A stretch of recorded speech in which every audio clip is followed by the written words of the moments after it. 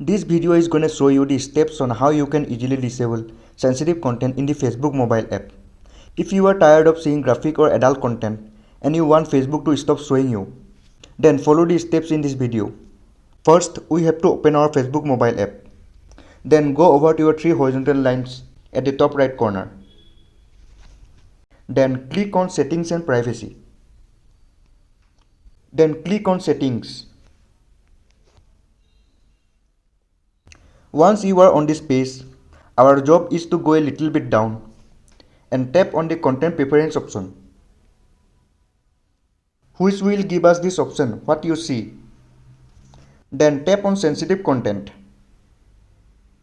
and you will see two different options here.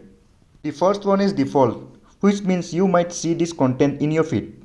And the second option is Show Less, which means Facebook will filter out most graphic and violent content, so you might not see it at all. Simply select the Show Less, then tap on Save, then tap on OK if you want Facebook to hide sensitive posts from your timeline. Thanks for watching.